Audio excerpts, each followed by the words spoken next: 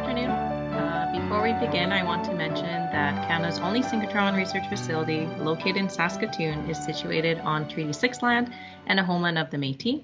As educators, we respect Indigenous ways of knowing and oral traditions. We dedicate ourselves to moving forward in a spirit of partnership, reconciliation, and collaboration. My name is Anna Maria Beckler, and I am the Education Coordinator. Myself and the education team are here to moderate this seminar and this session to ensure your questions and comments are heard. As we start, I just want to remind you of a few things. First off, we are recording, so this is available to people after the session. So feel free to use the chat function to ask questions or provide any comments. Please keep your microphone on mute when you are not trying to talk so that we can keep the background noise to a minimum. And questions are welcome throughout this seminar and the session. So just indicate when you do have a question and we will answer that. So I'm excited to introduce to you Ryan Beck. Ryan Beck teaches chemistry, physics, and astronomy at Sundre High School in Sundre, Alberta. He has been fortunate to have received numerous grants, mostly from BP Energy, which allowed him to engage students in genuine lab-based learning, such as the students on the Beamlines here at the Canadian Light Source. So today he'll talk to us about his experiences and share us his stories. Thank you, Ryan. Thank you. Oh, applause and everything already. Or I guess the claps were for Anna Maria. She did a good job. I'm going to go ahead and present my screen here. So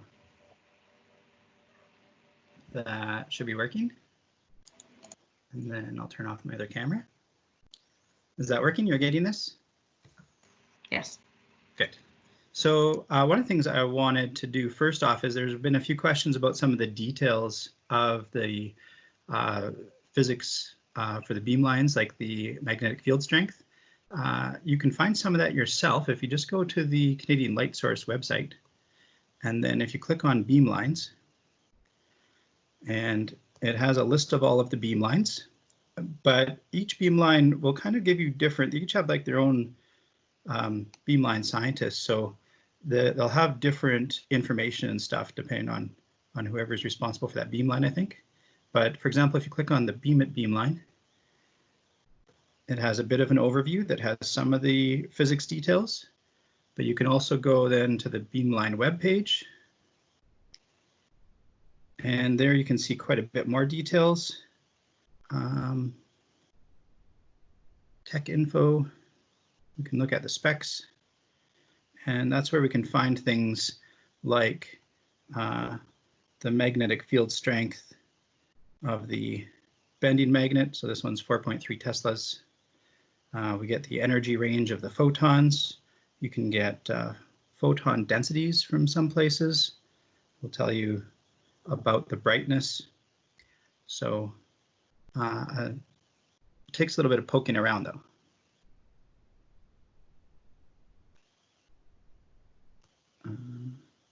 Here's, for example, what the photon flux would look like.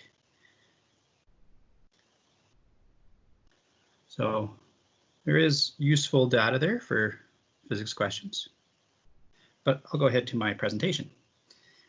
So I'm using a add-on here to Google Chrome that's called Cami, and it allows me to mark up my presentation while we're talking here.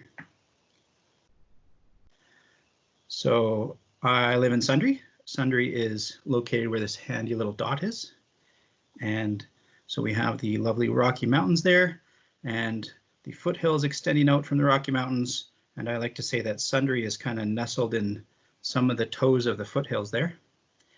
That tells us a little bit about our students. We're a pretty small community. We've only got 2,500 people who live in town. A small school, only 300 kids in the school. And so that's my pool to draw from. We're quite a blue collar community. We represent Alberta's top 3 industries quite well in our community, with oil and gas, forestry, and agriculture being where most of the parents of my kids work. And so that aligns then with a lot of their first instincts towards interests or those issues. But it also Sundre also is kind of a neat place because it's such a pretty location here. We get interesting retirees as well. So we have a lovely arts program and a wonderful arts center.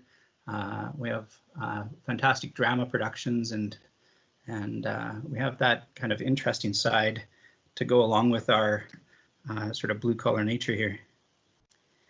So I guess my journey kind of started while I taught talk and chalk style for the first 12 years of my career.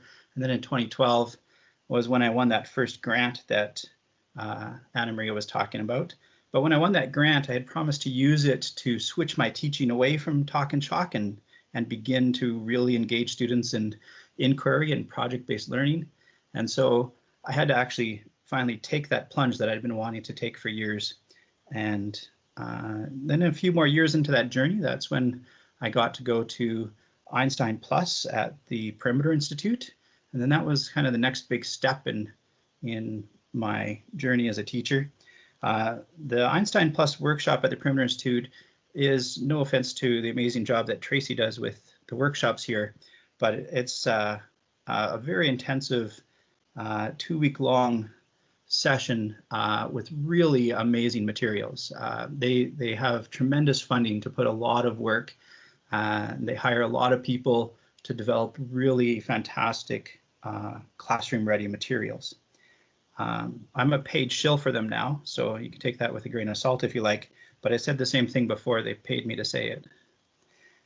So if you haven't been to the Perimeter Institute, it's available worldwide for anybody to apply to that workshop. The application is competitive, but now that you've done this PD, that would help to give you a good edge. And one of the main things they want to know is, how are you using modern physics in your classroom already, and what are your plans to use more modern physics in your classroom in the future?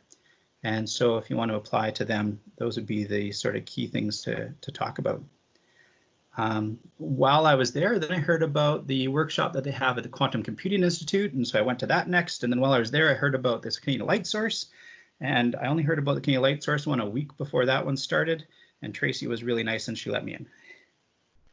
So it was, in fact, when I had already, before I'd gone to Canadian light source, I was already working on a project with my students on trying to get students on the beamline at the Large Hadron Collider. I didn't know that there was even a light source in Canada, or that we even had anything like a synchrotron in Canada at the time. And my eyes were and heart were set on the Large Hadron Collider to take my students there, but they only accept one team from around the world. So that's a pretty tough application to try to get students on the beamline there. So then when I went to the Canadian light source, of course, I heard all about students on the beamline, and we immediately switched our project over to work on something that would work for the Canadian light source. So what is this students on the beamline thing? Here would be some key words. I would say it's a massive interdisciplinary project-based learning opportunity for students. It certainly engages in all of the different disciplines that are involved in school and some disciplines that are not involved in school. It's quite genuine project-based learning. It's intended to always be student-centered. It's student-driven inquiry would be another way we could describe it. All these key buzzwords. Students are using big science and this giant physics machine that we've seen these pictures of, and they're conducting their own novel scientific research. And the key thing is it's the students' research. It's their project. There's a couple ways that you can run it. You can run it as a club, or you can run it as a class. Kind of depends on you, your students, your school, your own context there. At Sundre High School, we run it as a club. We call it the Beam Team. Some of the students who aren't on the team call it the Nerd Club.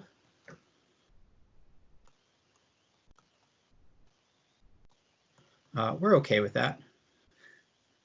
We'll take it as a compliment. Nerds end up being bosses later, so.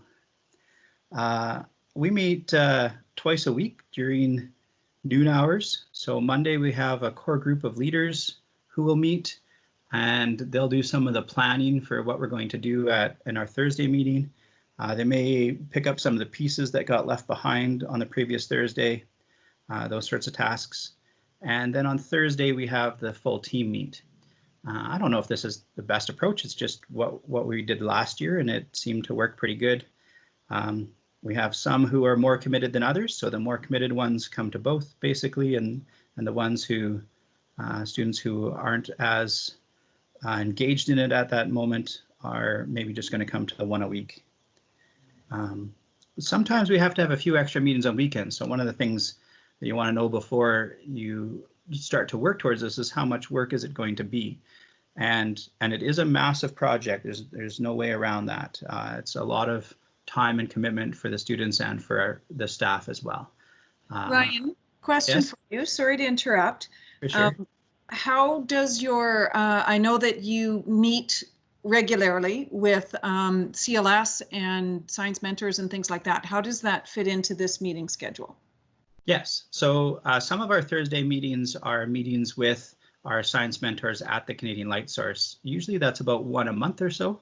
As we get closer, it might be a couple a month when it's closer to beam time. So then, because we're using our meetings to have those extra meetings with the Canadian Light Source, we may sometimes need to have extra meetings during the week as well, as we're getting into that crunch time to make sure we have everything ready. And it's really dependent quite a bit on the projects. Our most recent one was building off of the previous project, and so we really saved quite a bit of time and had a lot less work to do to get ready for it. We've always found also that we need a couple of weekends, a Saturday here or there, maybe a few Saturdays out of the school year, in order to get some of this stuff done that you just can't do over a noon hour. Our noon hours are only 45 minutes, so in that short time, it's hard to get a good flow going. So sometimes we have to have those bigger, longer meetings too. So that's kind of our approach. There's certainly schools that do it as a class, and when it's as a class, now you've got the class time for it. It's not going to work really well that way in my small school, just because if I try to do it as a class, I'm going to be really limited, trying to find a spot for it where the academic grade 12s aren't in calculus, or our band program is massive, and that might be our biggest reason we can't do it as a class. We have about more than a third anyway of our students in the band program. They tend to be mostly academic ones as well. So that's why we run it as a club, but whatever works for you or whatever works for your school setting. Did you want to say anything else about that, Tracy? Because I'm only familiar with my own. No, that's fair. I was just wondering because I do know that the meeting and connecting with c.l.s. varies. Some groups meet with us weekly, some only monthly, and then it does vary with, sort of what's going on, what stage of the project that you're at. So I was just curious what your group in particular was doing. Right. And the c.l.s. is remarkably, the education department there is remarkably flexible and willing to do whatever they need to do to make it work for your school. So, okay, Brian, there's a question in the comments. Yeah. Is it a year-round club for you? It is a year-round club for us. Yeah, we're always working on a project of some kind. So if, for example, we had our last beam time in March, and we've been working since then. After a break because of the school shutting down and everything, once we had everything kind of normalized, we've been working since then still as a group, looking at whether we have sufficient data to publish. So we do go year round, and if we decide we're going to go for publishing, we'll just keep working on that. On the other hand, if we decide we don't really have the data we need, then we'll probably look at what's our next project, and we'll just start a new one. So we just go, twice a week, starting right from early September, and we go all year. May I build on that? Yeah. So, Franny, you're asking if it's a year-round club. We do see some significant differences from school to school. For the most part, what we see is schools will set it up according to what works best for their school environment. And then sometimes what we'll do is we may come in with some recommendations. So for Ryan, when he knows his students very well and can work all year round, it can be a big and broad kind of project. For some teachers, what's worked better for them is to create sometimes what we've called as a sandbox for students to work within, because the time frame of a whole year doesn't work for them. Maybe we need to get it finished, start to finish within a semester or something like that. And so giving them a starting place to kind of boost them along that process seems to help. Kyle has asked, would it be recommended to run it as a club before transitioning to a class application? And Ryan, you might have a comment on that too, but we have seen teachers do it both ways. And again, it really kind of depends on how you want to approach it. We've had teachers who had a small class, and so they did it as an application within the class. But we've also had teachers where aspects of it were done with the whole class, but it was a subset of students that brought it to c.l.s. Sort of taking it as an extension kind of thing. And it's really up to teachers how they manage to do that. And then Franny, yeah, sorry, go ahead. That's a good point. I think I kind of left that idea out. I was thinking of running it as a class in of itself, but you can of course integrate it into your existing physics class or biology class or chemistry class, depending on your project. And really, if you're talking about SotB projects, the ones that are most suited to the Canadian light source beamlines are often biology and chemistry projects. The energies involved and what we can see with the different beamlines are quite suited. And it was built with that intention, that it was, in an agricultural province and oil and gas province and industry province, and so it's built with those ideas of biology and chemistry connections, even though it's a giant physics machine. And last question is, roughly how many students are involved, both the leaders group and the larger full team group? Great questions. So the leaders team is, we pick a president or lead scientist. We've started calling it, and a vice lead scientist. We have a secretary who's responsible for taking the notes and stuff like that. We have usually one more person on the team who kind of does other things like helps with planning budgeting, or might help make our meal plan, or kind of a sort of planning role that we don't really have a name for.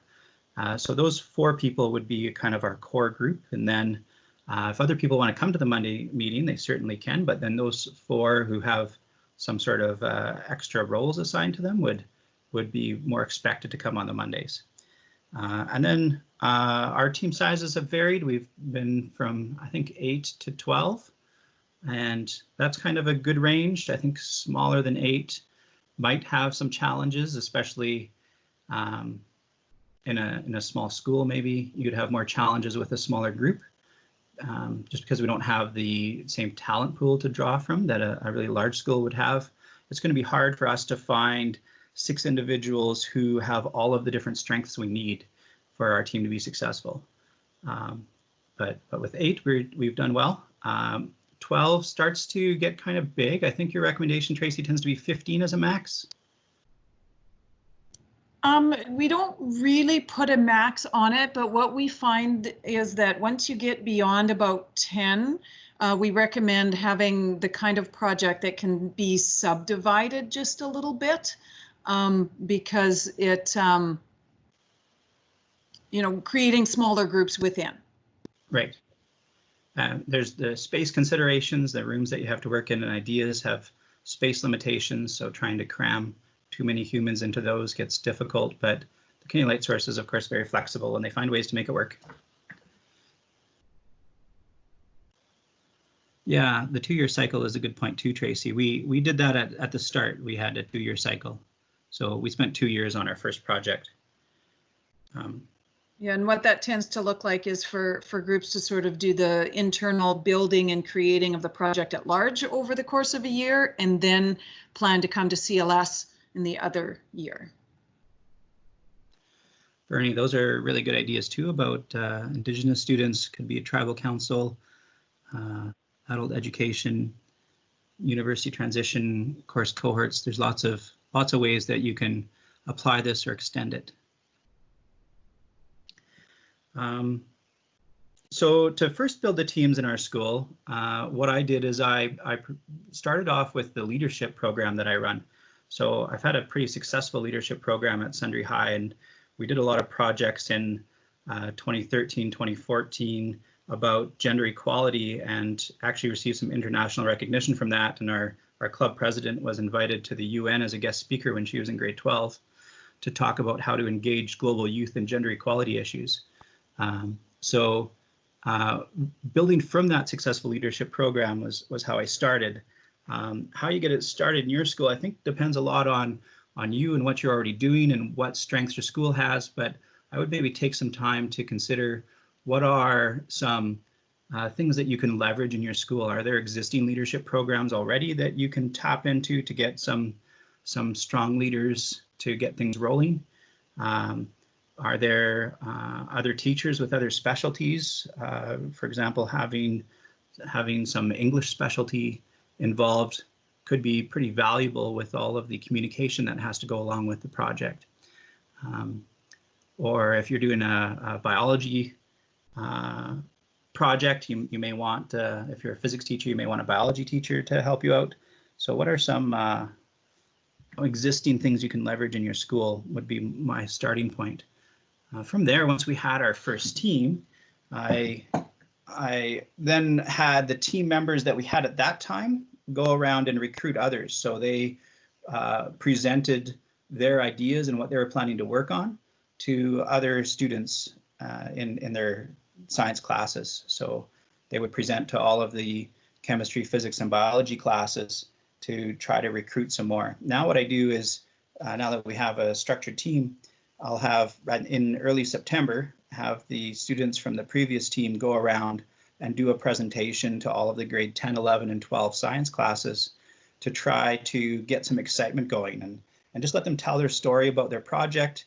And as they do that, their natural enthusiasm will boil over, and hopefully we'll get enough people that we can keep going. Because of course there's always grade 12s that graduate. This is the problem. You could just keep those ones. So then what we do after we've got our team, maybe a month or so in, is we assess the skills that we have, and we tend to need to do some selective recruiting.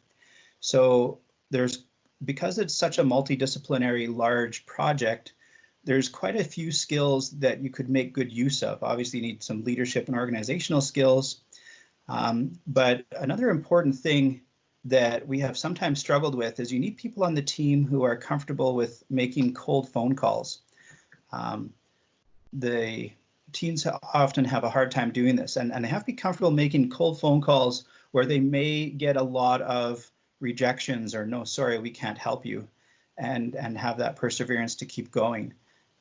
For some of our projects, we might have had hundreds of phone calls to get a couple of positive results. To find samples that we needed or help that we needed. Writer or editor could be a pretty handy thing. So recruiting not just science students, along with any real project in the world, it's gonna involve all sorts of different talents and strengths. So we tend to have the students tabulate what they see as their strengths, maybe look at a list like this, and then have the students go, okay, who do you know who has these skills that we're missing right now? And how are you going to try to recruit them, and have the students have some of those conversations with peers to try to bring them over. And we've had some success with that, but we've also had some challenges with that I'll talk about later. Sometimes you just need somebody who can just throw out ideas, and lots of them are bad and some of them are good, and that's fine. Graphic design is handy for the poster you're going to make. We've found shop skills come in handy. For our first project, I'll show you the holder that we had to design, the mount that we had to design for the polar bear bones. Obviously, some people with a strong science background is helpful, but I wouldn't say that has to be most of the team necessarily. They don't necessarily have to already have great science marks or have a great background in science. If it's a topic that they're excited about and interested in, they'll learn the things they need to learn on the way. Some strong computer skills are handy. We had a computer programmer this year whose talents came in useful when we were doing some analysis after we left the Canadian Light Source. So that's just a set of some of the skills off the top of my head that I thought were helpful. So I guess a question to ask yourself is, if you're looking at this variety of skills, how would you build this team in your school? What things can you leverage, or how can you connect with this variety of students and bring them in? One of the challenges that we've had when I'm thinking about this list is the times where, for example, we've recruited an artist early in the year, but then we have to go through this phase where we're doing a lot of science planning and reading a lot of science journals and doing all of our background learning. And if the person's on the team more specifically for graphic design or artistic skills or things like that, they get bored with it because they don't feel like they joined for that difficult research phase or other things. So I'm considering for next time that perhaps we'll wait and try to bring those people on later when we're closer to needing them. And maybe that will help because we've had struggles with people joining the team and then dropping off when they feel like they're not contributing. So finding a way for, I mean, the writer and editor can tend to contribute all of the time, but it's more the sort of artistic person who we're having a hard time keeping, and then when we actually need them, then we don't have them. So that's a challenge I'm currently facing and thinking about how I'm going to deal with differently next year. If I may offer an idea that I've seen from another group, is to have their artistic person do more documenting of the process, a photojournalistic kind of perspective or something like that. That's a great idea. Because we've struggled also with having a good photo record of our activities. Yeah, or a blog along the way, you know, to engage, if you can share that with your school community or something like that. I've seen a couple of other groups do that kind of thing. That's a great idea. Thank you. Any other thoughts or questions right now? Feel free to interrupt at any time. I don't mind if you just chirp in on the mic or do the chat, whatever you're comfortable with. Ryan? Yeah. I just wanted to mention also for artistic is that some other groups use those students with artistic skills for marketing as well, to market their project within a community, or if they needed some money for travel or needed something like that. So I'm learning so much right now. This is great. I've been running my club since 2016. Just a question from the chat there.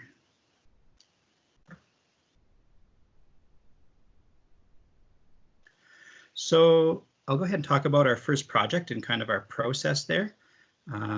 So the longest and toughest stage we found was to determine what is our topic and what is our question. So our process that we started with is also how I run my leadership club.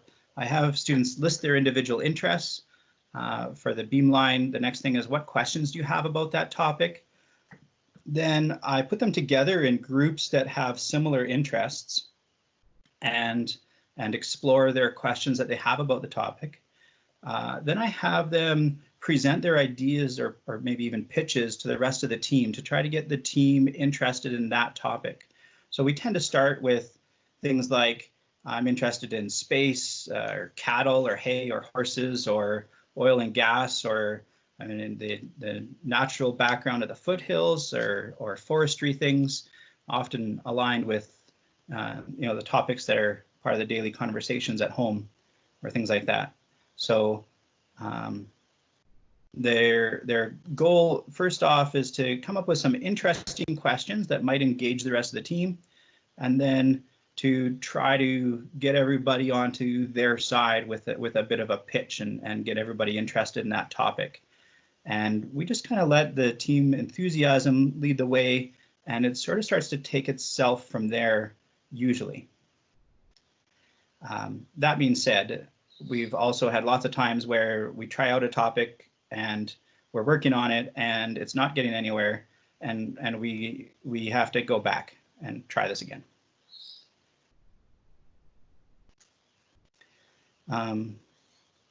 So for example, when we were doing this, and it ends up really interesting. So our polar bear project ended up coming from our group that was interested in space.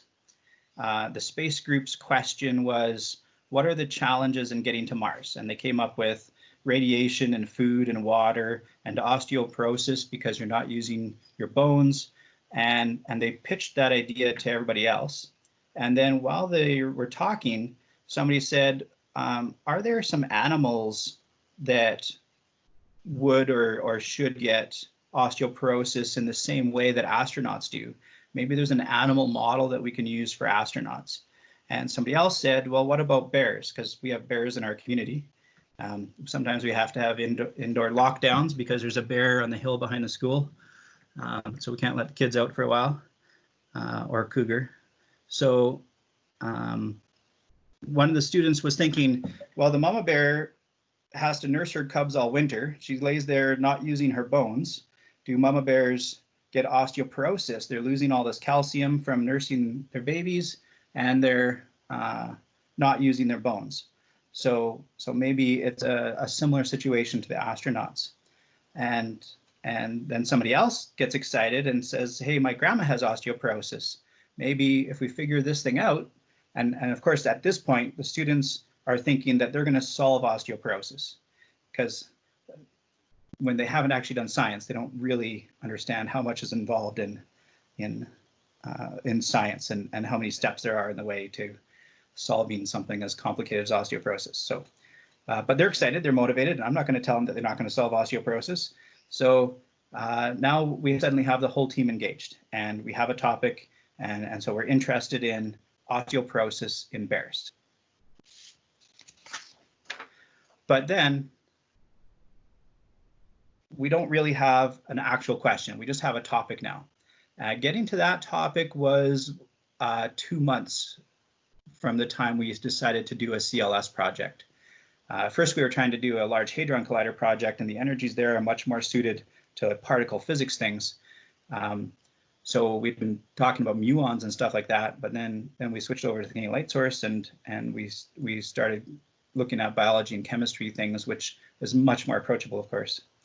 So our questions: do mama bears get osteoporosis due to disuse while they're hibernating? And the answer turns out no. Well, do we know why? Yep, science has scienced this already. And now at this point, this is where working on resilience really comes into the team.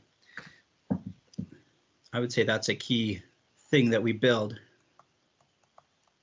This is not how you spell the word.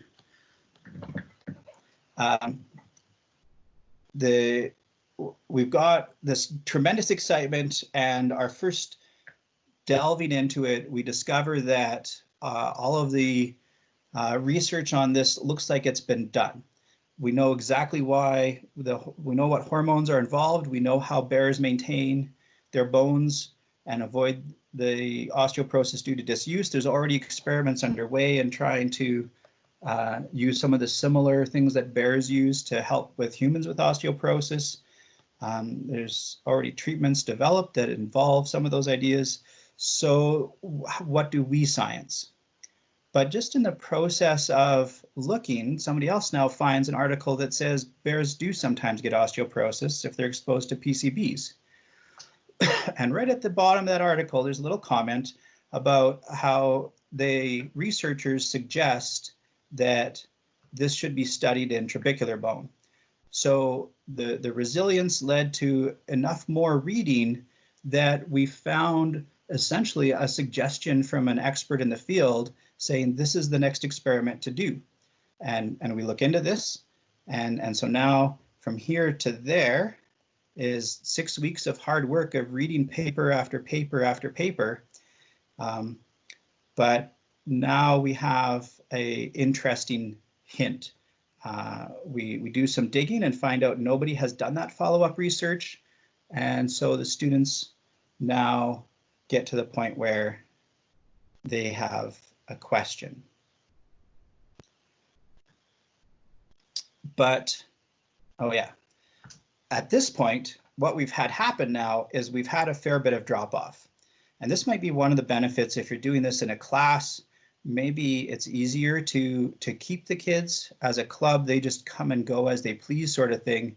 You know, we ask them to stick around, but we're not going to go out into the hallway and drag them back if they decide they don't want to be part of the team. So we've lost quite a few of our students by this point. We went from a team of about 20 down to a team of 8, and we're getting worried. So we started some recruitment. Now that we have a more clear idea about what we want to study, and polar bears are interesting, now we did another recruitment phase at this point. How that looks and what that looks like, or what that whole process does, I think really varies depending on your context as well. I think in my school, I have the advantage that I know all of the students I've taught. I teach all of the students Science 10. So I know, I don't know necessarily the Science 14 students or that stream as well, the non-academic stream, but I know all of the academic students.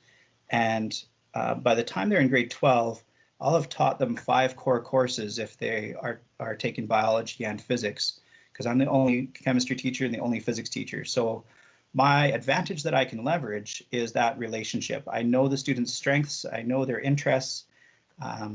They have a great reputation, they greatly appreciate me, and I heavily leverage those relationships on an individual basis and cultivate those relationships, sometimes with the Beamline project in mind for some specific students.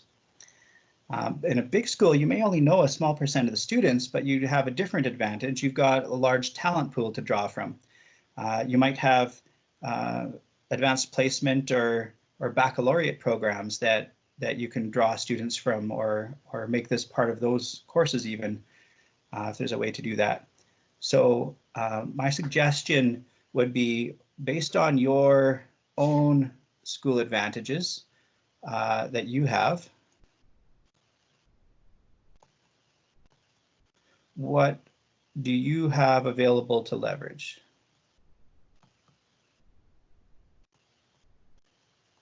Or what opportunities exist to grab onto there? One of the things that I tend to lean on is the idea that teens travel in packs, and the packs have leaders. And I work to watch their interactions and watch their packness and who are the leaders in the packs. And I try to recruit the leaders, because if you can get a leader of one of the packs to join the team, they're likely to bring along some of the other pack members, and this will increase your pool to draw from. I use that strategy for lots of different things in the school. Again, maybe because I have the advantage of the small school and I can know them really well.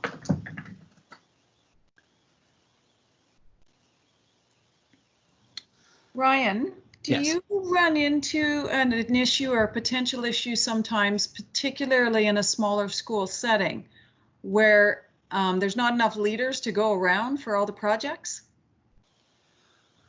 Yeah, we do. We have our kids who are interested in doing stuff tend to be really busy. They're taking a full course load. They're in band. They're in equestrian things outside of the school.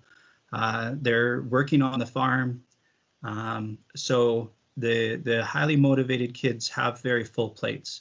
So we do struggle with convincing them that of all of the things they want to do, this is a thing that is worthwhile, that they should, put onto their plate. And your discussion with Chelsea is correct. It's Science 10, 20, 30 in Alberta as well. Okay. And then Franny, for your question, when we're done to discuss timelines, I'm sure that can work, no problem. From the bigger picture perspective, that have your topic chosen by the end of September, that is the hardest part. And putting a time frame on that sometimes causes some stumbling. And while we can put time frames on things, just know that that's the piece that might take the longest time, and the rest of it happens fairly quickly after that, or can happen fairly quickly. That's true. Yeah, we've also struggled when we tried to pick our topic quickly, and then we ended up with something that just couldn't work. We got kind of lucky in that case because the Canadian Light Source ended up having to have a shutdown due to mechanical reasons for when we had been scheduled to go, and there was no way we were going to be ready to go because our topic just wasn't going to work. But then because of the shutdown, we went back to step one and did a much better job with our topic. So that was the issue with our second project that we did. What I would suggest, what I do, I guess, is we take whatever time it takes to pick our topic, and then we look at when is the next opportunity to apply. Although you don't have to have your topic fully fleshed out before you apply. No, you don't. We actually recommend against having it fully fleshed out because, as you pointed out, something that you may be interested in might not be doable on Beamlines that we have access to. So we really want to work your project out with you. You have ideas. Ideas are awesome. They can be built upon, but I don't think it's reasonable to expect non-specialists to be able to have a fully fleshed out project before they apply. Excellent. Yeah, and Jesse's pointing out there's many iterations. Even once you think you have it fully fleshed out, it turns out fully fleshed out is really difficult.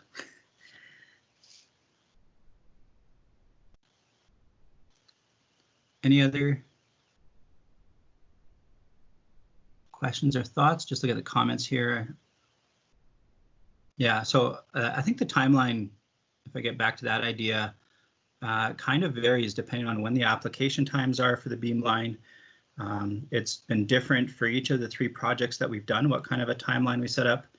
The first project that I did was a 2-year timeline, and that might be a good way to start because if you start with grade 10 and 11 students, if you're going to do a 2-year one, grade 12s are going to leave halfway through, so that probably isn't going to work so well. But if you start with grade 10 and 11 students, focused on a 2-year project and get things going and get your topic, kind of your interests anyways, well fleshed out, and starting to work with Canadian Light Source on developing it. And they'll help you before you apply as well. They're just really nice people. So if you haven't applied yet, but you're starting to think of your topic, and they'll help you with your application. So I would I don't know, just some things to think about. So as you go on to your next slide there, I'm just going to comment particularly, Franny, because your question there about connecting, it really is about getting a conversation going with us on the education team, because there are many, many, many different approaches. The 2-year timeline or even a full year timeline is one approach, but there's lots of ways to sort of test the waters and get started. And just as a note, when we talk about an application, it's an education-based application. And we'll get more into that in another time, but just so you know, it isn't based on your science project. It's based on, this is the experience I want to create for my students and how it's an education benefit. So I just wanted to throw that in there. Excellent, thank you, Tracy. I'm really glad you're here because I only know my perspective and what I've done, and you've, of course, seen everybody's. So the question my students ended up coming up with for their first project is, does PCB exposure, PCBs are polychlorinated biphenyls, The students learned that they were used in transformers in the very late 50s and throughout the 60s and early 70s, because they're an incredibly stable compound. And if you just have air inside of we're talking about electrical transformers, which are like the big boxes or cylinders that are on a power pole. If you just have air inside them, the air will cause the metal to rust. You need something, because of the really high current, the heat, plus the electricity, you need something that is not going to react with the metal. And PCBs are extremely stable, so they are the thing that doesn't react with the metal that's in there, so that there's not air in there. But it turned out PCBs are a estrogen mimic, and they cause all sorts of problems. And they bioaccumulated in the north, and there was lots of problems in the north in the late 60s, 70s, and 80s because of the PCB contamination that we put up there. Lots of Inuit communities were significantly affected. There was lots of people who were chemically sterilized by them. Lots of health problems were caused by them in the Inuit communities up there. And so I was really pleased that this project had some good natural FNMI connections, because that is something that is important to me, that I want to bring in my classroom in a genuine way. Their question, it had been proven already that the PCB exposure caused bone density loss in the cortical bones of polar bears, but not in the trabecular bone. So cortical bone is really dense bone, like your skull is cortical bone. While things like the leg or arm bones are quite spongy, they're quite porous. That's where the marrow is in the trabecular bone, in the spaces that are between the bone. And so we are that way because it makes our bones much lighter. And then we use that space to do things like make our red blood cells. So that's what the trabecular bone is. And so that was what they wanted to study. It hadn't been studied in trabecular bone yet, so that was their question. But now, of course, how do we get samples? And this is where that cold phone calls came in.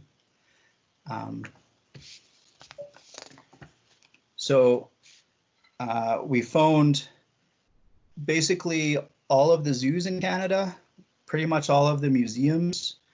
We started with all of the biology profs in Alberta, and then we expanded from there. Do you have any polar bear bones, like femurs or arm bones or anything like that? And no, nobody had any. So we're starting to get discouraged. But then we finally found one zoo in Manitoba that had recently recovered a full polar bear skeleton from the north. And I was bringing it down to the zoo to get it ready for display. I don't remember how we got connected with them, but somebody put us on. Oh, it was our scientist. So the scientist who had written that earlier paper about cortical bones, the students phoned him as well. And he was really excited to help the kids with the project. So lots of people the kids will talk to are just going to say, no, sir, I can't help you, but I'd love to because this is really cool. But they did find some really good mentors along the way. And so this scientist that they talked to was from Denmark, and he's considered one of the lead scientists in the world on environmental pollution and how that affects mammals. So he was the right person for them to talk to. And he suggested the Canadian Museum of Natural History. And so we got in touch with them, and they have thousands upon thousands of polar bear bones in their collection. They don't just have polar bear bones. So if you're doing something with bones, I'd say the Canadian Museum of Natural History is probably your biggest collection opportunity in Canada. They had them from different decades. Mainly, though, they don't have full skeletons. All they had was skull bones, the baculum, which is the penis bone in most mammals, and they have humerus bones. So the humerus bone is the upper arm. Their original plan was to use femurs, but because it was mainly humerus bones that they have, I don't know why those three specific bones is what they have thousands upon thousands of in their collection. but that's what they have. So our trabecular bone ended up being the humerus bone.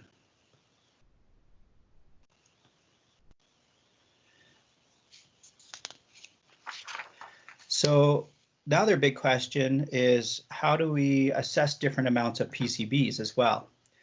And so again, it was with some guidance from that scientist from Denmark.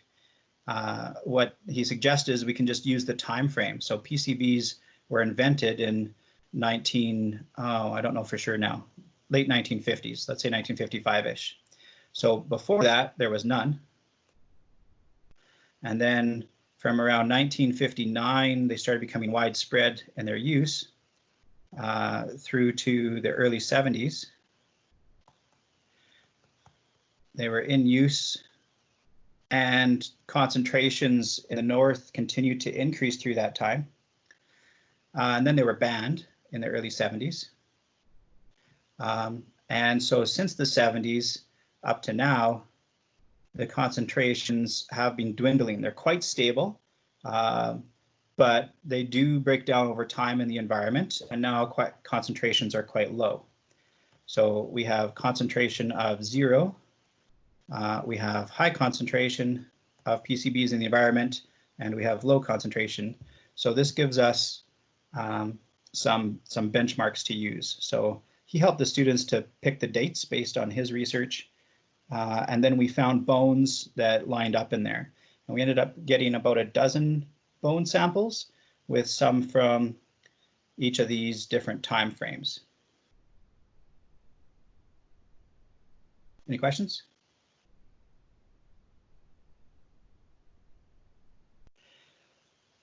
So writing the application could happen anywhere along the way here. It could be one of the first things you do as a team.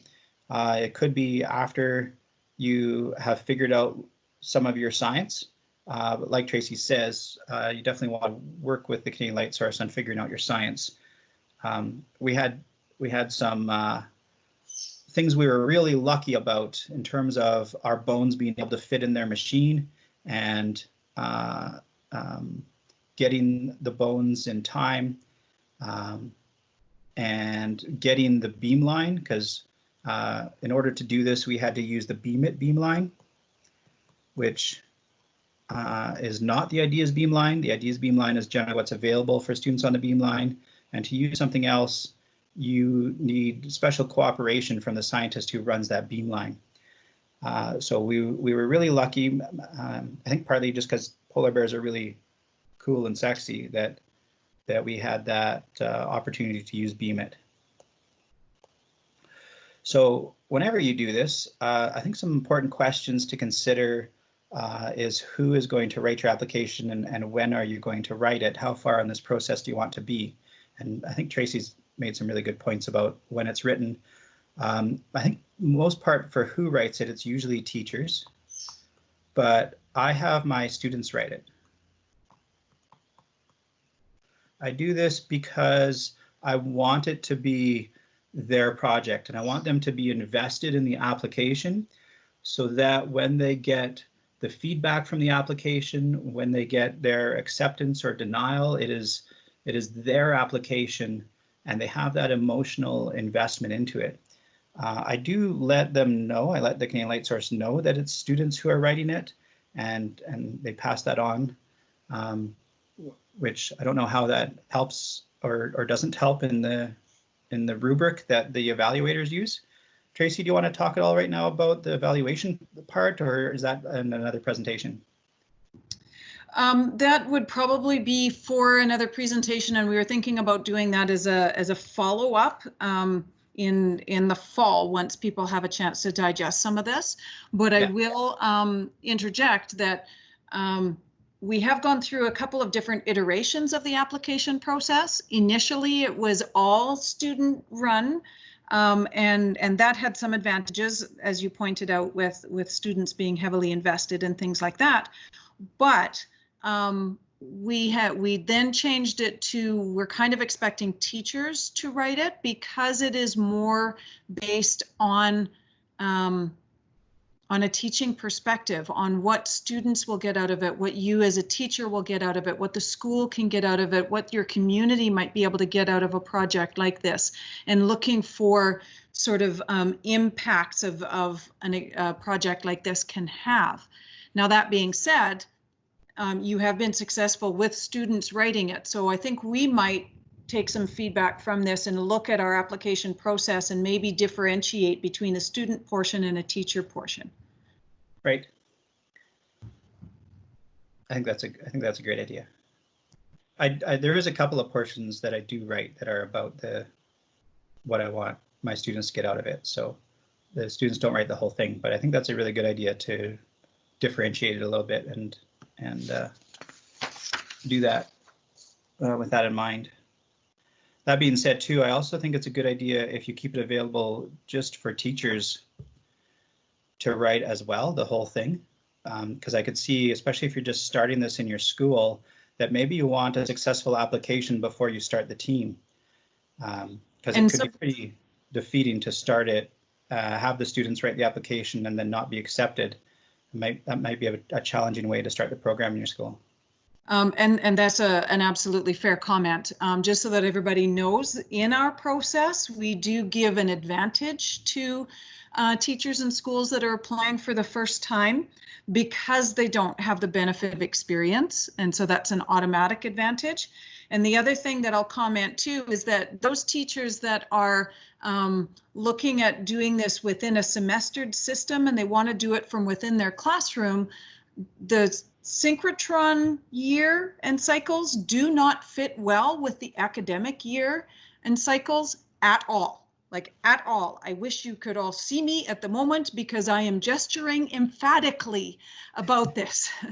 And so those teachers need to apply before they even know who their students in their classroom are. And so there does need to be some flexibility, and we are aware of that, and we do kind of tweak and rejig the application, both form and process, every cycle. So comments and feedback is welcome.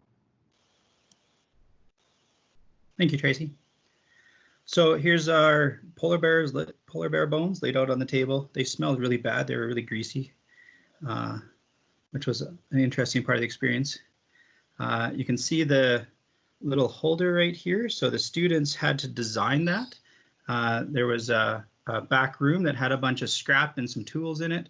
And when we got there and could see the mounting apparatus, they had to invent a mount that would fit their polar bear bones. So this was one of the places where some of our more shop-oriented students got super excited and got really engaged in this. And they were particularly proud when we left that the BMIT scientist, Adam, wanted to keep the holder in case they ever needed something of a similar size. These were some of the largest bones that had been scanned before on BMIT.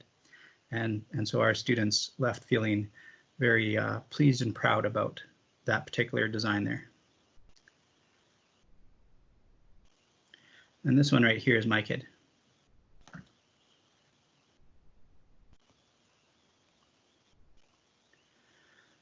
So what our BMIT scans looked like is these images that you can see here.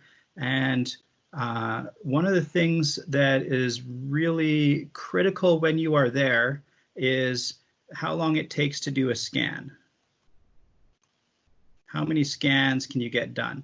So you get 8 hours of beam time. And if everything is going great and the beam is working good and everything is going as good as possible, you have those 8 hours to get your scans in. Our scans took 2 hours each in order to do these scans. So we had 12 samples, but we could only scan 4 of them. This was a thing that we knew going in. Maybe didn't fully understand before we had the bones all shipped there, but once we had the bones there, we had more time to really look them over and pick which samples we wanted. So it was okay that we had extra samples. There is interesting stuff that they saw, even with just the 4. So this first bone that they scanned here was collected in 1960s, so that would be really low PCB exposure. And the important number is this here. That's the amount of bone volume compared to the total volume. So when we talk about the spongy trabecular bone, it's only like 16% bone, and the rest of that would be the marrow and the knot bone. So in these images, white is bone and black is knot bone. We have an adult from 1967 where the PCB exposure would be high. And then the thing that was really unique that they saw is they had a juvenile polar bear that was collected in 1971 that would have high exposure. And so by the age of 4, this bear had really significant bone loss. You can see how dramatic it is in the picture. You can also see the numbers there that quantify that. And that was a new thing. There hadn't been any research on PCB exposure causing trabecular bone loss in juvenile mammals, let alone in polar bears. So the scientist we had been working with was quite interested in that. But unfortunately, when our sample size is so small, we don't have something publishable here. We don't have a true discovery when n equals 4, and that's all we can compare. Because now we're just comparing one of these to what might be normal. It is true, by the way, that normally juveniles would have slightly less bone density than adults, but this is about 1/3 of the bone density for this juvenile bear compared to what is expected. So interesting enough to pique the curiosity of researchers, but this wasn't publishable really. And then this is our sample from the one, which is interesting as well. When PCB exposures now are quite low again, and the bone density is close to what we would expect it to be. And that was the one from the Manitoba Zoo. Any questions there? You can see in the background here, they're working on a presentation. That's part of what we'll talk about as well. So one of the things to keep in mind while you're there is how busy your days are going to be. Yes, data suggests. Good, Tracy.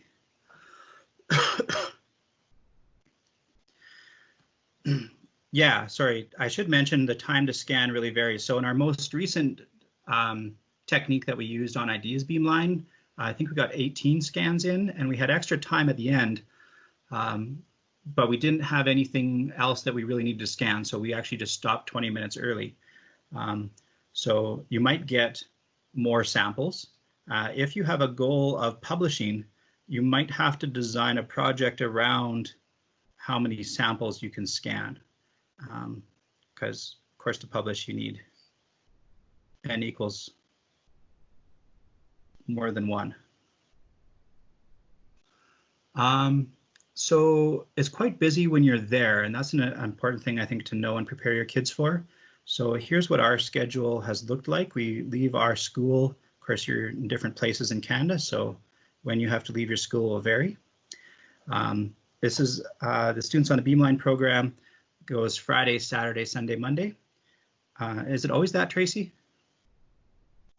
No, it is not always that. We work out and sort of negotiate a schedule with each school group as it works for them. You've typically asked for a weekend because that eases up on the sub costs for you.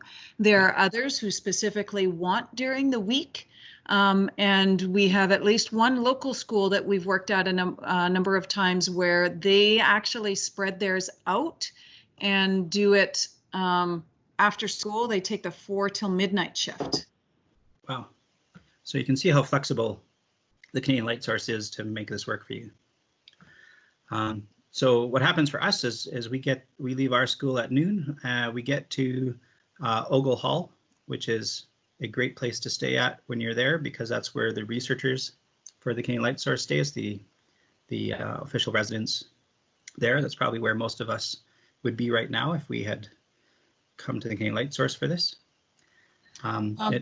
Just before you move on, my team is checking quickly because we have a new policy that came into play that bears into this, where students are only allowed to be in the building in the facility for a certain number of hours. And I think it's 10, but we're double checking that. Right, in the Canadian Light Source building. Right, Ogle Hall is a separate one, but I just wanted to alert you to that, and we'll get the number when I do. I'll put it in the chat. Right. So the first night we get to bed by 11. We get to the Canadian Light Source. It's a short walk from Ogle Hall. By 8:30 the next morning, on that first day is tour and prepping your samples. This is also, I find, the only night that students have to get any homework done. And so we tend to work on homework until fairly late that day to catch them up on whatever they're missing, or I'll teach whatever lessons from their math or other courses that they're missing. That tends to be a thing that the students involved in the Beamline care about.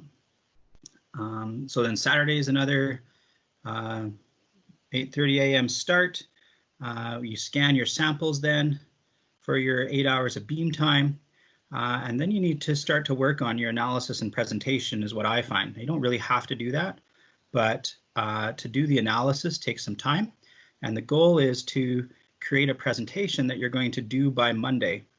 And to analyze your data and have the presentation ready for Monday morning is really crunchy. And so we've had a lot more success. The first year we didn't do this. And then we had a really stressful day on Sunday. So we've started working on the presentation Saturday night, and that might take us till close to midnight or so. Then we get to sleep in a little bit, and you spend Sunday working on the presentation. You do a dry run of the presentation, and then you go back to your accommodations and you work on it until it's finished. And so those are some pretty long days, and preparing yourself and the kids for that. Your team doesn't have to do all that. I'm sure there's teams that don't. But putting in all of that work together as a team and creating a presentation you're really proud of in the end has been a really memorable experience for them that I personally really enjoy. Just as a comment, when we first started this program, there were no presentations. A couple of years in, there was a teacher that felt their students weren't engaged enough and suggested that we ask them for a presentation, which started it. And at that time, then we switched to 3 days, or we were at 3 days, and their presentation was on the end of the day, the working day, on day 3. So you would have been presenting at the end of day 3. Right. And eventually we've convinced teachers to go to that 4th day. And I say convince teachers because there was a lot of teachers who kind of ask, can we compress this so that I don't have to miss Friday day in class or Monday day in class? Can we do this in 3 days? And I just want to say up front that we've seen a significant increase in what students get out of things if you allow the 4 full days. It just makes a huge difference in their stress load and what they end up taking away from it. It's a much better experience. Yeah, I can't imagine trying to do it in less. I would say the learning that happens from by the time we finish at 4 p.m., the learning that happens from here to there is more than all of the learning that happened throughout the whole project for the whole year before. That is where they are really deeply understanding their data, what this means, what it implies for their question, and then what are the follow-up questions that they have. And now they're really understanding science and what science is.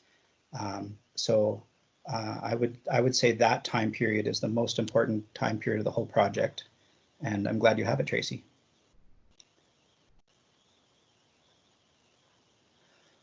So then when we get home, there's a poster contest. And so this was the poster that the students made from their first project. Showing their results and talks about their experiment as a proper scientific poster. The winner of the poster contest gets infinite kudos, but we have not yet done that. From there, we had multiple follow-up wins because there's just all sorts of opportunities that come about after your kids have done this. So now they've made this presentation they're really proud of. And I found that my kids don't want to be done. They want to share what they have learned, and they have this presentation ready now. And they're proud of this presentation that they worked so hard on. And so we went and we presented to BP because they got us started with some funding. We presented to our school staff at our school. We presented to the school board and the school division administration, superintendent and stuff. So we went on this sort of traveling road show.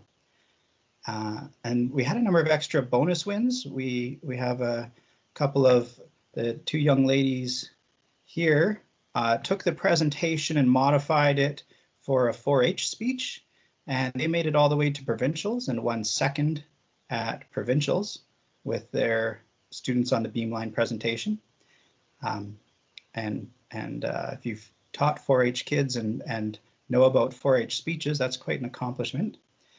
And then we were asked to present at the Navigate Youth Leadership Summit. So here's that Beam team presenting to 100 or so youth leaders from across Alberta. They take 4 leaders from each school in Alberta who applies, as well as a staff member or 2 from each school. And so everybody in this room is already a leader, and these kids from our little school in Sundre were just over the moon that all of these youth leaders from across the province wanted to hear from them on what leadership is and how to lead a project. None of the kids on the team, like I said, we're a pretty blue-collar community. For that particular team there, about 40% of them have an IPP or have a identified learning disability of some kind. And so none of them would have considered themselves, when we started all of this, as somebody who would ever stand up in front of others and tell them how you create a project and how you lead through a project. So the growth and the personal learning that they accomplished, I would say is second to none through this. Chelsea.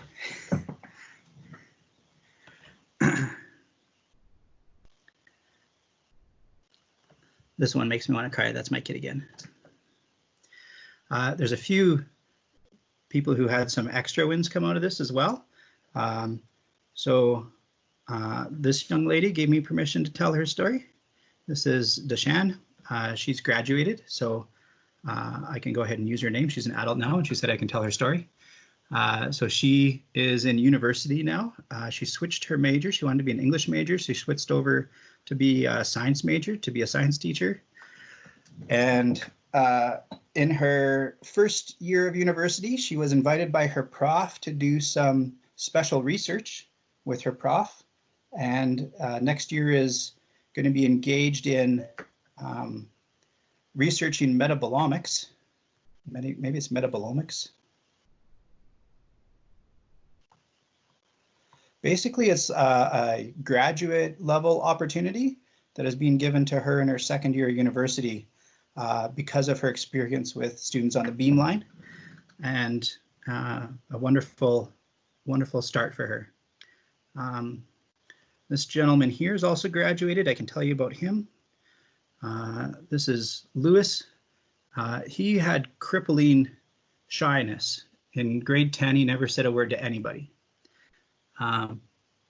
But he told me at a parent meeting once, we encourage our kids to come to the parent meetings, that he really wanted to get past his shyness, and he asked me for help. And we got him onto this Beamline project, and here he is presenting to 100 kids.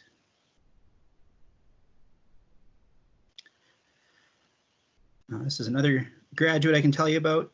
He was a low academic student, failing his our lowest courses that we have, our -3 stream, we call it. This is the trade stream. But he discovered that science is actually cool and learning stuff is actually useful.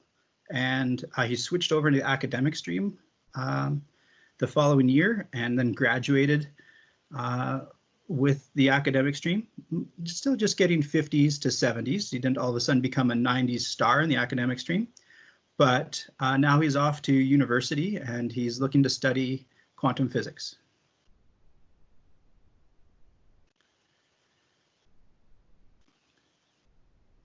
Oh, sorry about you trying. Yeah, pretty proud of those kids. So, nice gif. When we started our second project, we had a particular grade student we wanted to recruit. He's a really brilliant guy. He's a super athlete, a super musician, just one of those kids who's amazing at absolutely everything and a great leader as well. He's a great teacher as well. He's really good at teaching his peers, but he's got the craziest, busiest full plate. So we were nefarious. We had team members find out what he was interested in, and turned out one of his main interests is carnivorous plants. So we designed a project around carnivorous plants, and then we recruited him, and it worked. That project ended up not working. We never did that one. But we got him on the team, so. So after some work on the second project, eventually, let's see, from here where we successfully recruit that key team member until here, this is 8 months, I think. Yeah, we applied to do the Sundre project. We got accepted. We realized it wasn't going to work. Our beam time got canceled because of a shutdown. So then we started over. And so this is a new September at this point. And we started over with Fort Mac. So somewhere in here, there was the Fort Mac fire. And so that caught the students' attention and they were thinking about it. And then in September, we came up with a project related to that. So during the fire, there was contamination with hexavalent chromium. And the theory of the people who wrote the final report on the fire was that it was converted from chrome 3 to chrome 6, and that the source of the chrome 3 was pressure treated lumber that's used for fences and decks. And so the students were interested in this. So this was the theory from the wildfire report, and they went off of that, and we burned some CCA lumber in careful controlled conditions. And then their goal, because when we were at this place, the speaker who talked before them is a young lady in Alberta who developed a fungal remediation technique for the oil sands. And so they're all getting ready for the presentation. They're listening to her. And so they have this idea of fungal remediation on the mind. And so they come up with this idea, can we use fungal remediation to treat soil? And it turns out that normal bread mold can actually cause the reverse. So of course, this is all much more research now. This is months of reading papers and figuring out what we want to do next as we're starting a new project. But this is where we eventually get to in those months of hard work. So doing the reverse is good because hexavalent chromium is super toxic. There is no known safe amount. Any amount, if it's a measurable amount, it's considered toxic at this point. There isn't a safe cutoff that's allowed environmental contamination. While chromium 3 is toxic, but much less toxic. this is toxic on a parts per million. And this is toxic in at least parts per billion and maybe parts per trillion, we don't know. So that was their next experiment. They wanted to convert the Chrome 6 to Chrome 3. During that, we had some more fantastic wins. This young lady here joined the team on the polar bear team about 2 months. She joined in that last recruiting phase that I talked about. And she joined because she likes to try to do as much stuff as she can for her resume. She's a really hardworking young lady, really smart. But her goal was what can I put on my resume that will help me out? Which is fine. That's a great reason to do these things. It's true that it's a good thing to put on your resume. But you can see this is towards the end.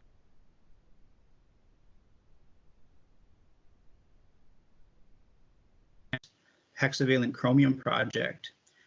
She's also gone off to university now and also has a unique opportunity to do some graduate level research in her second year of university with her professor. So next year she's doing a research project on, she decided to become a chemistry teacher. Before that, she was going to go into nanotechnology at the U of A, which I kind of wonder if maybe she should have done, but she'll be a great chemistry teacher too. So she is doing a research project on how to engage students in online learning, or what online learning pedagogies will best engage students, which is a pretty cool second year university project.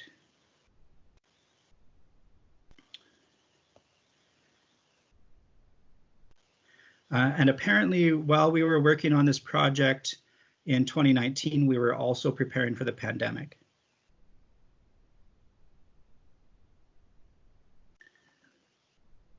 So that experiment didn't go so well. When we went to the Canadian light source with our samples and we measured them, none of our samples, including our controls, had any Chrome 6.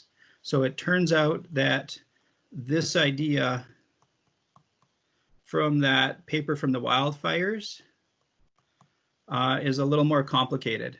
And the wildfire, or the fire that we had to burn our CCA lumber, did not do this. And so we never had any Chrome 6 in the first place. That makes it really hard to remediate the Chrome 6 with our lovely fungus that we grew. So the kids kind of felt like it failed, but now they have an obvious new question. There's definitely Chrome 6 in the soil in Fort Mac, so why is it there and not in our samples? And so that is what led to our third project.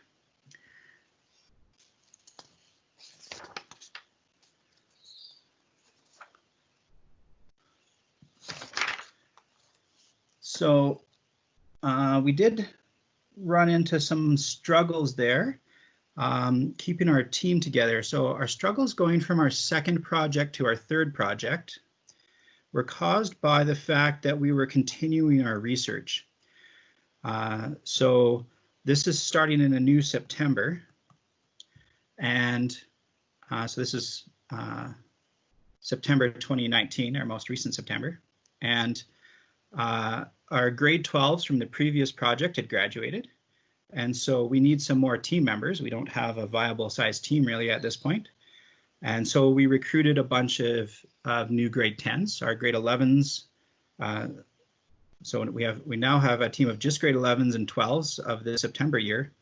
So we recruit a bunch of grade 10s, but we really struggled to hang on to them. And eventually all of the grade 10s that we recruited dropped off the team because everybody who was on our team from before already knew a lot about hexavalent chromium and CCA lumber and students on the Beamline, and already had a lot of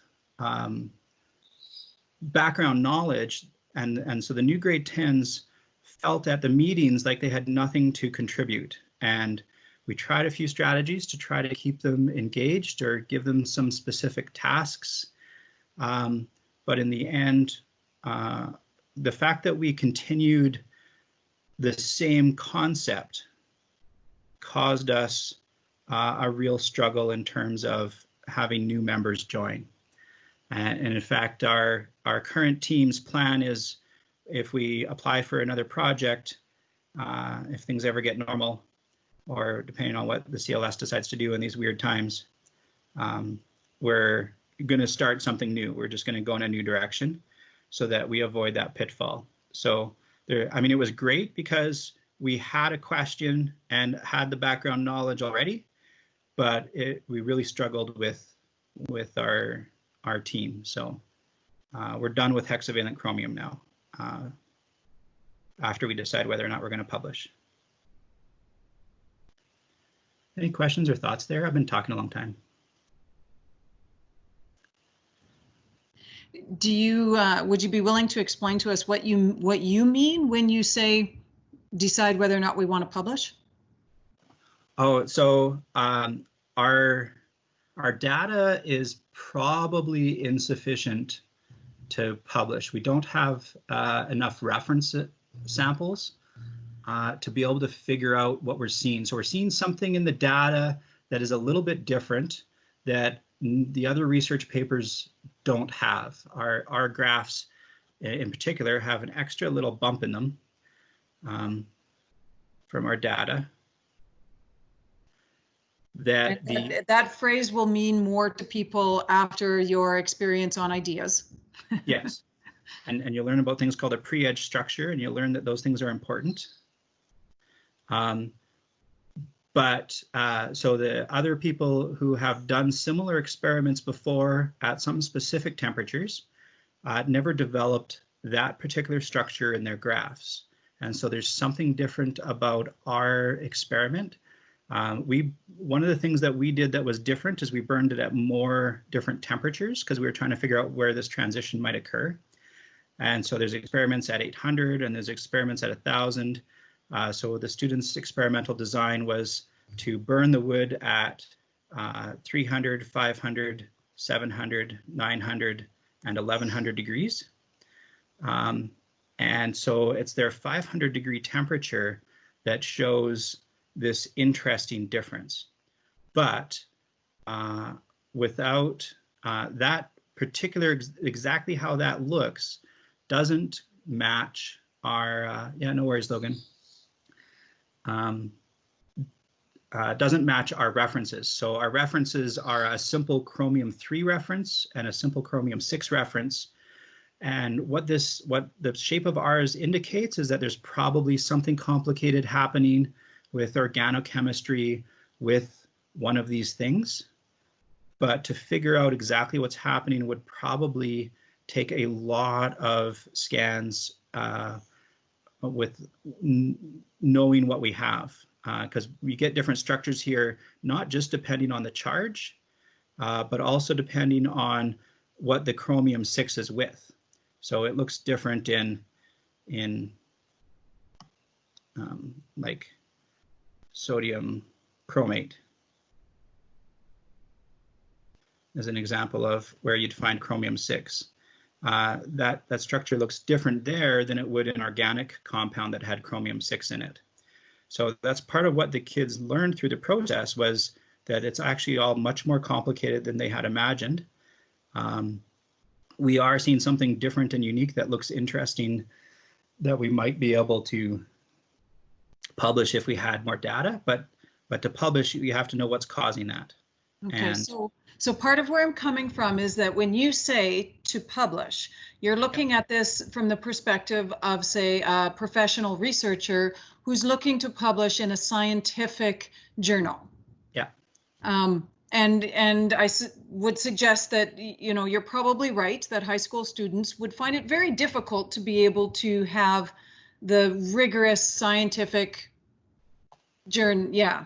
And so the data needed for a publication in that. But you could approach a science journal with a presentation that this was an educational experience, and some of them do have those aspects to them. Or you might approach an education journal that would not dig into the science in the same way that you've just presented. So those are things that people can think about. Yes. So there is lots of ways to publish if that's a goal that you have. And my kids have their hearts set on publishing as a scientist, and I can't change their minds. And if we can't publish as a scientist, we're doing a new project. So that's where we're at right now. And David is helping us out with this idea and this pre-ed structure to let us know if there are some next steps we could maybe take. And so that's where we're at. Any other thoughts or questions or wonderings? Jesse's got a comment in the chat. Yes. Oh, that's okay. Oh, yeah, that's a really important too. Yeah, so one of the things that the students learn is just because they don't see what they were expecting to see, they think that equals failure. And really, it's just a matter of you collected some data. What story does the data tell you? And it's not about success or failure in your experiment. And that's such an important idea in science that can only be learned, I think, by experiencing what they feel as failure and then moving on from there to say, what did we learn? And I guess it wasn't such a failure after all. It just leads you to the next question, is all it does. We didn't see what we were expecting to see, so why the heck not? But still, when you put all that work into it, and they're sitting there looking at the data coming out of the computer, they have a hard time not crying when they don't see what they have hoped to see all this time. It definitely provides a great opportunity for some good conversations about bias in science and this idea of looking for what you hope to see. So I would say that a lot more learning in terms of the nature of science came out of that than if we had just seen what they were hoping to see. So some specific growth I've seen in students, I see improved lab work in the students who have done this. They come up with better experimental design. So my favorite classroom technique, the way that I start most labs for grade 11 and almost all labs for grade 12 students is their task is set up as design a lab to whatever. And there's some materials sitting out for them. They know that they can ask for whatever materials they think they need. This design phase is a half day at the end of a class thing. The way I generally teach is I try to scaffold in. That's not, I can't spell scaffold, so I'm not going to try. I try to scaffold in the bare minimum of tools that they're going to need before they can do an investigation, and then they try to use those tools and whatever materials they set out to design a lab to investigate something.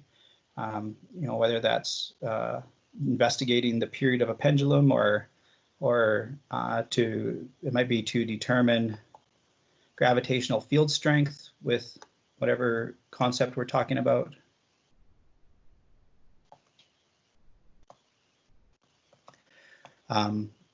That is all the instructions I give them. There's the materials sitting out, or if we've just been talking about pendulums, I'm not going to put any materials out. They can just find stuff in the classroom, and they come up with that experimental design. Certainly, this process of students on the Beamline has created lots of leaders in the classes who can really take a strong leadership role in these designing of experiments in a careful way that will achieve some results. Certainly lots of benefits in group work. There's all sorts of soft skills they develop, especially on that time when we're working on a presentation. That's stressful. We have the data. We're trying to figure out what the data is telling us. We have to get this presentation ready for tomorrow. And that is that high stress leads to a breakdown of your group if you have any group issues at all. And there's a lot of learning that happens. And if the group doesn't break down, they learn a lot. And if the group does break down, like it did with our polar bear project, we had tears and stuff. we learn a lot that way too.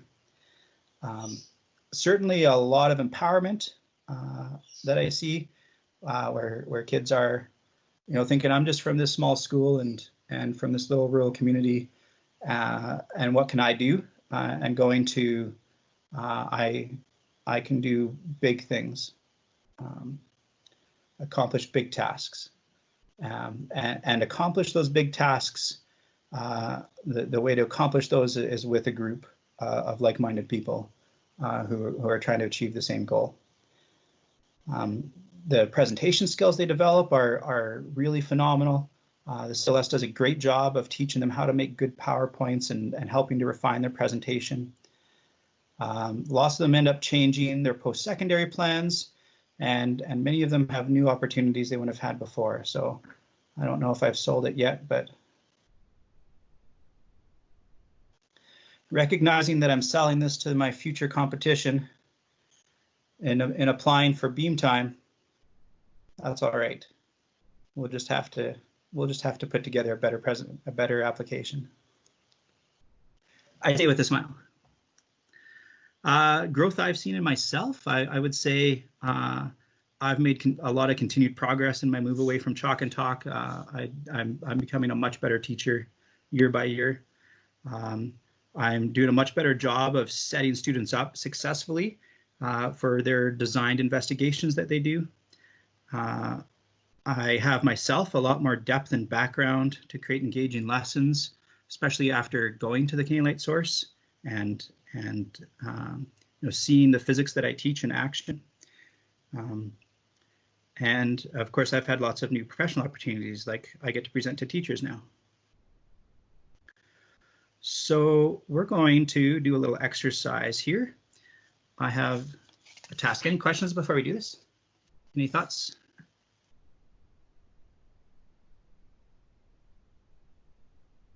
Anybody wondering anything?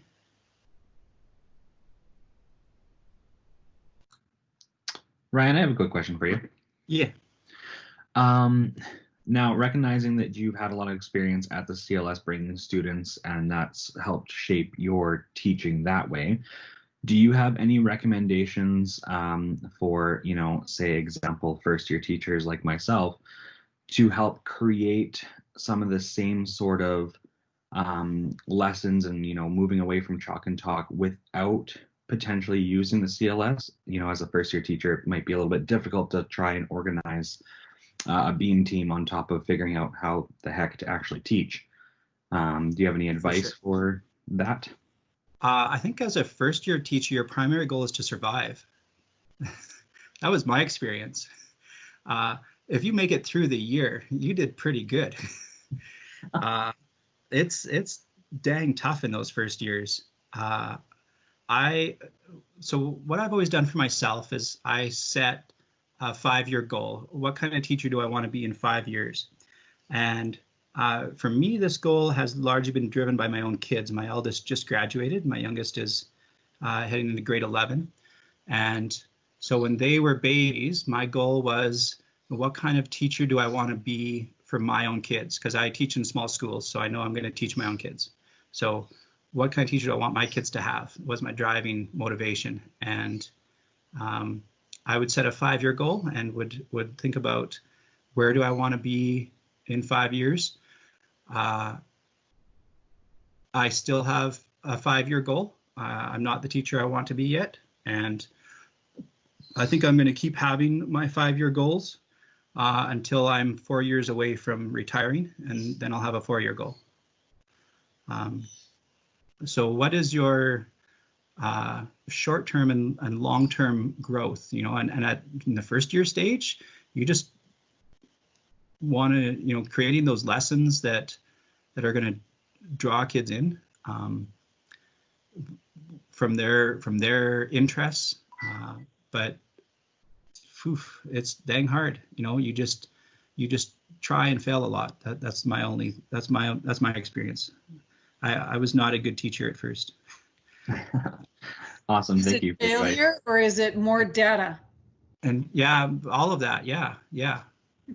Well, it feels like failure. I had, in my first year teaching, I had a student write on the board for me a lovely message about how I should quit teaching and leave the community and never come back, because I was such a terrible teacher.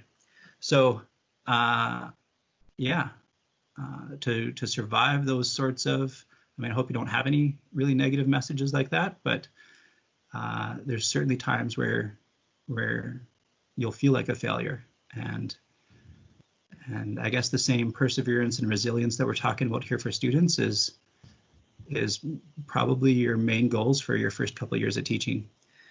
But maybe other people out there had more successful first years. Anybody have any advice for a first year teacher? I'm actually going to interject for a second because we are going over time. This is a great conversation. Shoot. How about if you don't have more slides, do you have more slides after this? This is one. Okay, fantastic. If maybe you wanted to stop sharing your screen, then we can keep the conversation going. Kyle, you're right. Teachers make some of the worst students. But some of the best ones if we ask questions, right?